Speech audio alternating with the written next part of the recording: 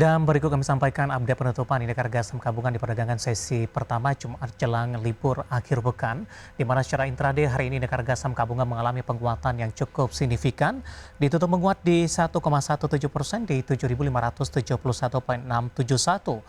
Secara intraday, indeks harga saham gabungan dominan bergerak di zona hijau, dibuka di sesi pertama pada pagi tadi, menguat di 7.545.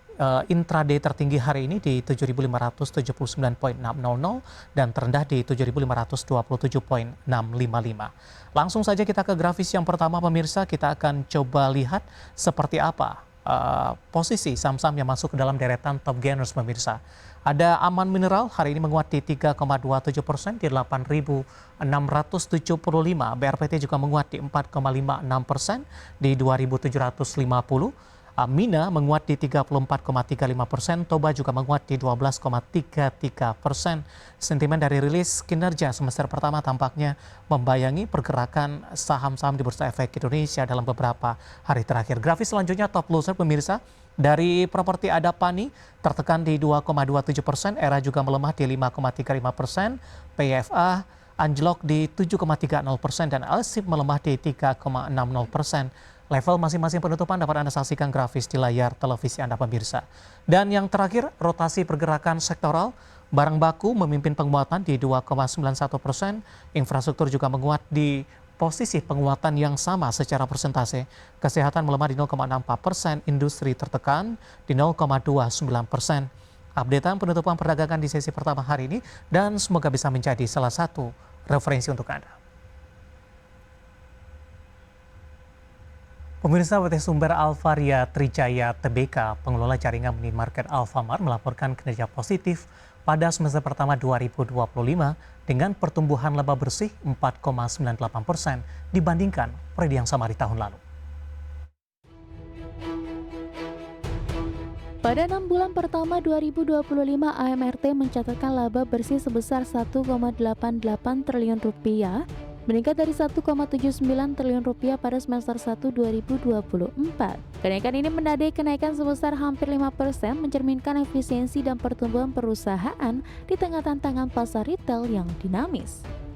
Penjualan AMRT di luar daerah Jawa tumbuh pesat, menunjukkan ekspansi pasar yang berhasil, diversifikasi produk dan layanan dari kebutuhan pokok hingga produk non-makanan juga menjadi fokus perusahaan untuk menjaga daya tarik bagi konsumen di berbagai wilayah Indonesia.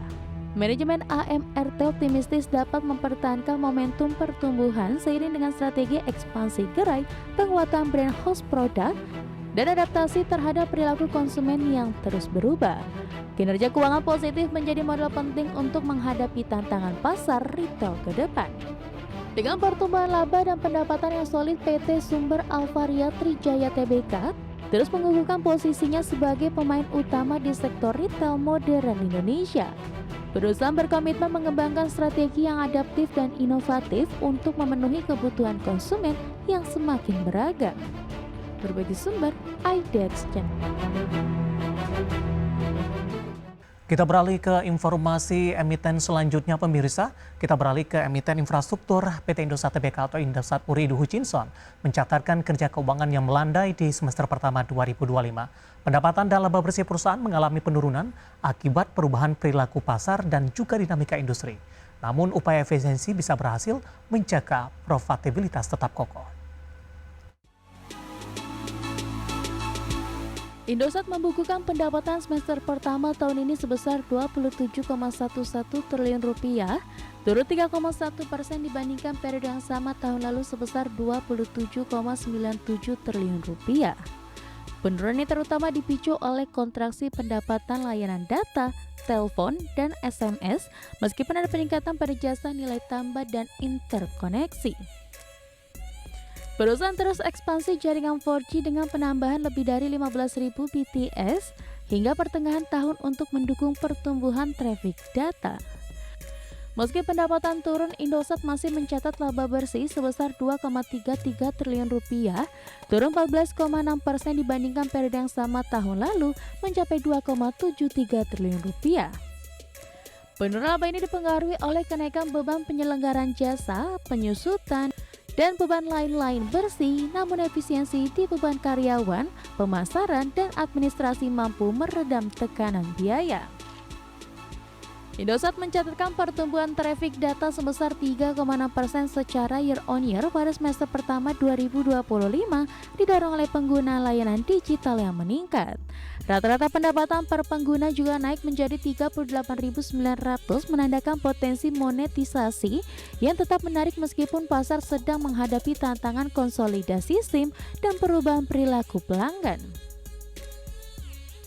Indosat terus memperkuat fondasi bisnis melalui investasi berkelanjutan dalam pengembangan jaringan dan teknologi terbaru termasuk peluncuran AI Experience Center di Jayapura. Perusahaan juga menjalin kolaborasi strategis untuk mempercepat inklusi digital di seluruh Indonesia, menyiapkan diri menghadapi tren pasar dan memaksimalkan peluang pertumbuhan di era digital. Berbagai sumber, IDX Channel. Kita mulai informasi yang pertama pemirsa, di mana pemerintah menyatakan sikap tegas terkait maraknya peredaran beras oplosan yang tidak memenuhi standar mutu. Berdasarkan temuan di lapangan, sebanyak 212 dari 268 merek beras yang beredar di pasaran tidak memenuhi standar kualitas yang telah ditetapkan oleh pemerintah. Pemerintah menyatakan sikap tegas terkait maraknya peredaran beras oplosan yang tidak memenuhi standar mutu. Dalam keterangannya, Menteri Pertanian Andi Amran Sulaiman mengungkapkan sebanyak 212 dari 268 merek beras yang beredar di pasaran tidak memenuhi standar kualitas yang telah ditetapkan oleh pemerintah. Beras-beras tersebut tetap dijual dengan label premium dan medium tetapi melanggar batas kadar patahan atau broken rice yang telah ditentukan. Amran menyebut untuk kategori beras medium batas maksimal kadar patahan yakni 25%, sedangkan untuk beras premium hanya diperbolehkan hingga 15%. Namun hasil pemeriksaan menunjukkan kadar patahan sejumlah merek mencapai 30 hingga 50%. Seluruh hasil temuan tersebut telah disampaikan kepada Kapolri dan Jaksa Agung untuk ditindaklanjuti. Contoh, medium itu brokennya 25%. Kemudian untuk premium itu 15%.